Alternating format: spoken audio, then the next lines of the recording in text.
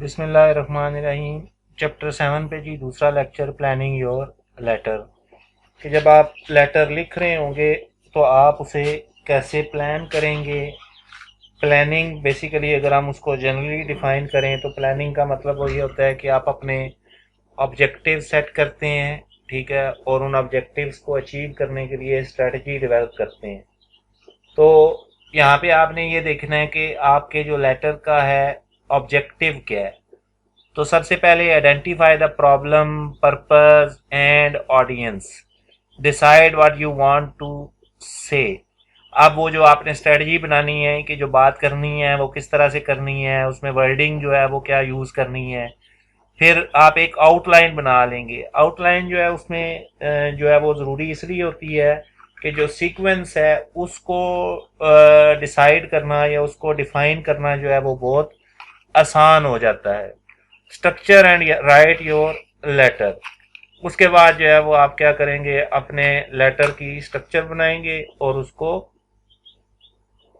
लिखना शुरू कर देंगे। अब सबसे पहला स्टेप क्या है जी, identify the problem, purpose and audience. आप जो बॉडी टेक्स्ट है उसके बारे में आप देखेंगे कि उसमें आपने क्या लिखना है। क्या आप कोई इंफॉर्मेशन शेयर करना चाह रहे हैं, क्या आप कोई एडवाइस करना चाह रहे हैं, क्या आपको एक जो प्रपोजल दिया गया है आप उससे एग्री कर रहे हैं और उसको आप अपना जो एग्रीमेंट है वो लिखना चाह रहे हैं, अपना जो कंसेंट है उसे शो करना चाह रहे हैं। To seek agreement on something, या किसी दूसरे से आप एग्रीमेंट चाहते हैं।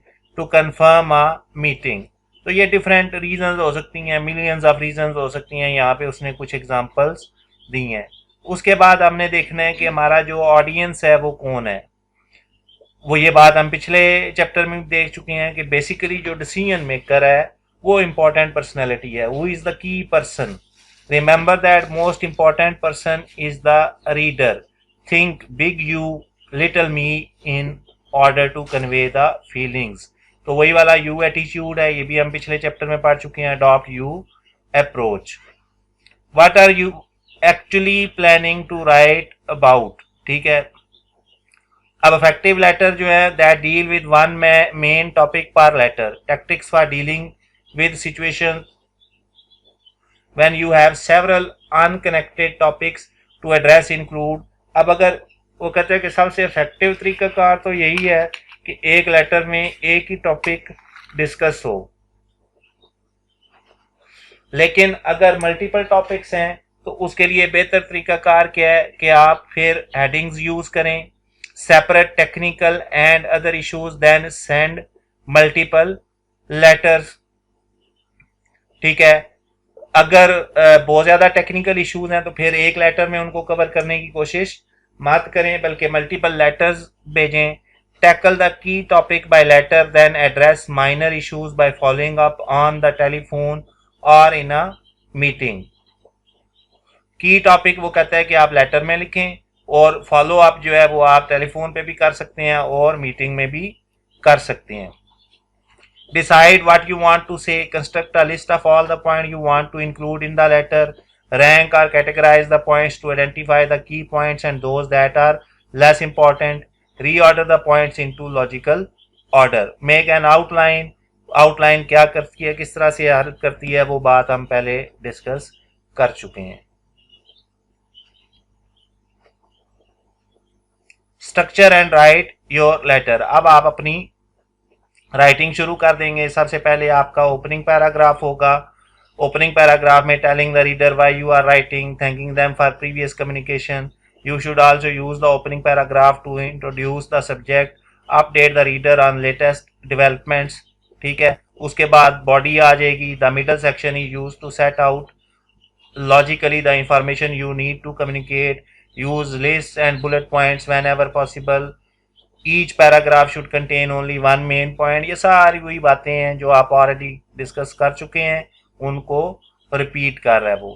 Close the closing paragraph should contain a call to action, sometimes refer to as an action point. This tells the reader what you want them to do. It may be appropriate to summarize the key point of the letter to add emphasis in the closing paragraph.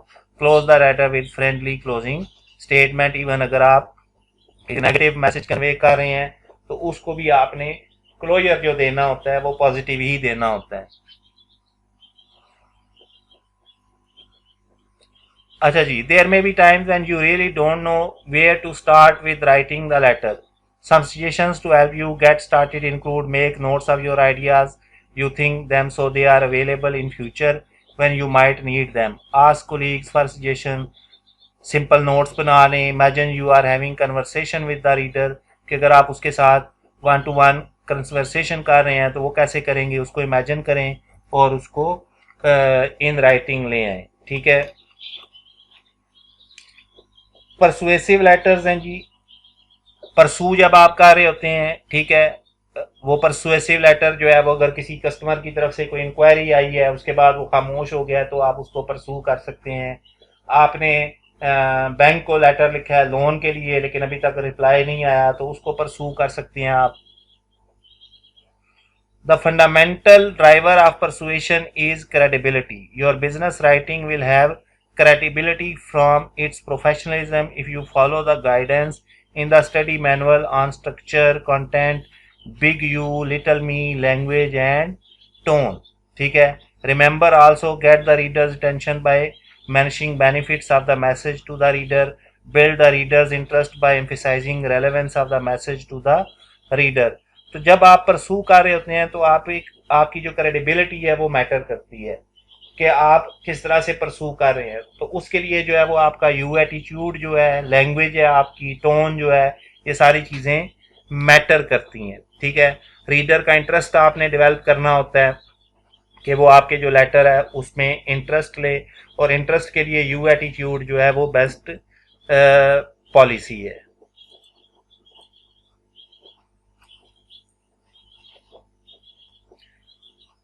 उसके अलावा आपने desire जो है वो develop करनी होती है.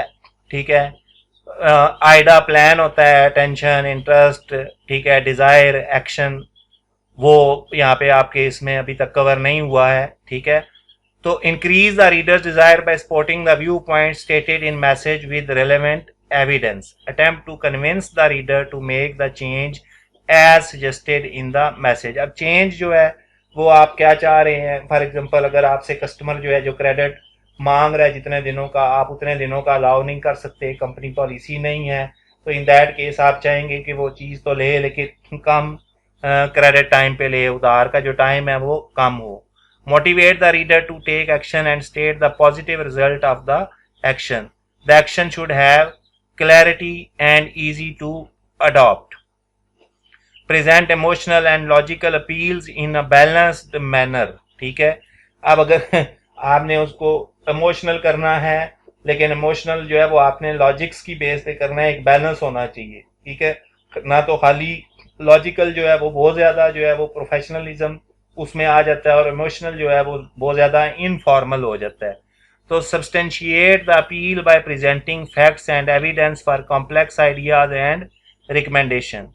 Reinforce the proposal request by providing additional evidence of the benefits of the message and establish the sender's credibility in presenting the message. अपनी credibility जो है उसको भी आपने कन्वे करना होता है. ये सबसे इम्पोर्टेंट इशू होता है. ठीक है.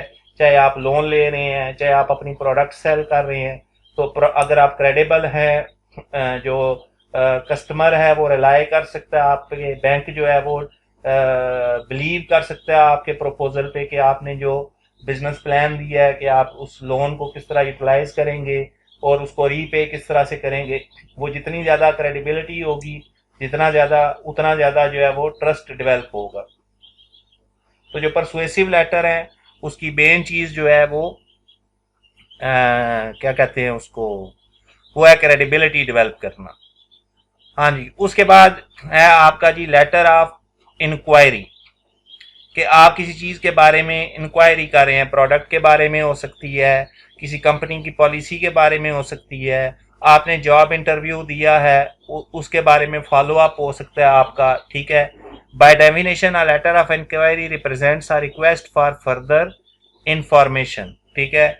या अगर आपको कोई एम्बिग्यूटी है कि एक जगह पे आपने इंटरव्यू देने जाना है तो कौन कौन से डॉक्यूमेंट लेके जाना है, तो उसके लिए भी आप लेटर ऑफ इंक्वायरी लिख सकते हैं, या आप एक प्रोडक्ट के बारे में डिटेल चाहिए आपको तो कस्टमर जो है वो लेटर ऑफ इंक्वायरी लिख सकता है। To increase the likelihood of the recipient replying with all the relevant information, अब आपको इंफॉर्मेशन चाहिए तो क्योंकि आप इंक्वायरी कर रहे हैं, अब जितनी भी आपने इंफॉर्मेशन मांगी है, जब तक आपका जो रीडर है वो कन्विंस नहीं होता कि उसने वो इंफॉर्मेशन आपको प्रोवाइड करनी है, तो जो लेटर ऑफ इंक्वायरी है वो यूजफुल नहीं होगा। ओपनिंग पैराग्राफ में आपने क्या करना है जी, जनरल बैकग्राउंड जो है to your inquiry so that the reader is clear what the letter is about. Body में here you must provide specific details about the inquiry and list your questions in a logical order. Close, remember that the close should contain the call to action. ठीक है, state clearly what reader should do and exactly when by, लेकिन ये order नहीं होगा। ठीक है, आप letter of inquiry में क्लोजिंग पैराग्राफ जो है उसकी ऑर्डरिंग टोन नहीं होनी चाहिए।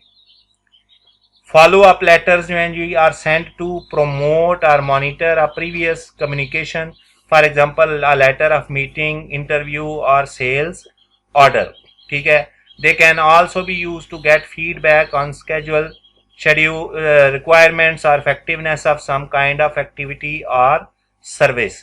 तो फॉलो अप लेटर जो है वो in response to original letter जो है वो आप लिख रहे होते हैं। फॉर एग्जांपल आपने क्या किया, आपने इंक्वायरी लेटर लिखा, प्रोडक्ट के बारे में आपने इंक्वायर किया, उसके बाद आप सेल्स ऑर्डर लिख रहे हैं। ठीक है, अब सेल्स ऑर्डर जो है वो बेसिकली कस्टमर की तरफ से होता है, वो एक ऑर्डर दे रहा है। ठीक है, तो वो जो सेल्स ऑर्डर है वो क्या है, फॉलो अप लेटर है। Is similar to letter of inquiry in that fundamentally it is still a request for further information. However, the difference is that despite the previous correspondence or activity, you have still not received all information you need. The overall format remains the same. 3 paragraphs explaining the background, providing more detail, then closing. However, there are 2 key differences. Just before the closing paragraph, you should explain what will happen if you do not receive the information in time. However, you absolutely must stress the benefit to the reader for replying. जैसे sales order आपने लिखा तो आपने अगर कहा, उसमें mention कर दिया कि अगर मुझे प्रोडक्ट इतने दिनों तक डिलीवर नहीं हुई तो मैं उसको रिजेक्ट कर दूंगा। With in the close you should offer help और एडवाइस इफ अप्रोप्रिएट। ठीक है, अगर फर्दर हेल्प चाहिए तो वो आप मेंशन कर सकते हैं। Never write an angry letter over upset you may feel. Always take a break and revisit the letter once you have calmed down. With business communication, it never benefits the sender to send an angry letter. तो अगर आप गुस्से में हैं तो कभी भी आपने लेटर नहीं लिखना। Also be careful not to be too demanding. ठीक है, use negative sounding words, blame the reader. एक लेटर जो है उसने फॉलो अप लिखा जी, at our meeting on 16 August you agreed to provide me with information to enable us to launch the official company report, we have not yet received this. हमें information नहीं मिली, अब हमें वो इंफॉर्मेशन चाहते हैं तो हमने क्या किया, फॉलो अप लेटर लिखा। Please let us have the necessary information by 3 September 2020. This will ensure you will be able to meet the deadline comfortably and avoid incurring late filing penalties. मतलब अगर आप फाइलर है, आप लोगों का tax का काम कर रहे हैं, तो आपको जो इंफॉर्मेशन चाहिए थी अगर अभी तक आपको नहीं मिली तो आपने क्या करना है, फॉलो अप लेटर लिखना है। The extract refer to the previous communication, meeting जो है वो आपने उसकी डेट बता दी। States what was agreed has not happened, आपने वो बता दिया कि जो हमने एग्री किया था अभी तक नहीं हुआ, इसीलिए आप फॉलो अप लेटर लिखे हैं। Includes a call to action, send information by 3 September। तो कॉल टू एक्शन जो है वो कौन सा पैराग्राफ है, कौन सा फ्रेज है कि भाई 3 September तक हमें रेलेवेंट इंफॉर्मेशन मिल जानी चाहिए। अदरवाइज क्या होगा, पेनल्टीज पड़ेंगी। तो explain the benefit to the recipient, तो वो अवॉइड पेनल्टीज कि अगर वो इन टाइम इंफॉर्मेशन देगा तो पेनल्टीज जो हैं वो नहीं पड़ेंगी।